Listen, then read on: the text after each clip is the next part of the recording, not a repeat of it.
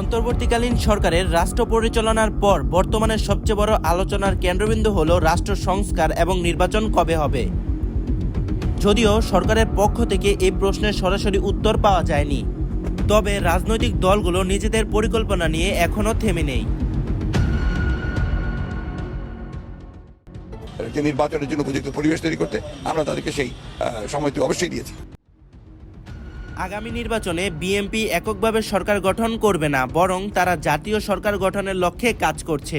BNP জানিয়েছে, যারা বিভিন্ন সময় আন্দোলন করে রাষ্ট্র সংস্কারের যৌক্তিক দাবি জানিয়েছেন এবং নির্বাচনে বিজয়ী হবেন, তাদের নিয়ে এই সরকার গঠনের পরিকল্পনা করা হয়েছে।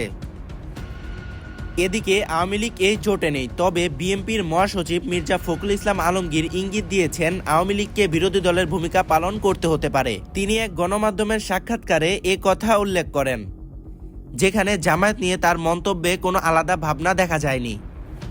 আগামী নির্বাচনে অনেক প্রশ্নের সম্মুখীন হলেও সে প্রশ্নগুলোর উত্তর বাস্তবে কি তা হবে, নাকি গল্পের মতো রাজনৈতিক গল্প হয়ে বলতে শোনা যাবে শেষ হইয়াও শেষ হইল না।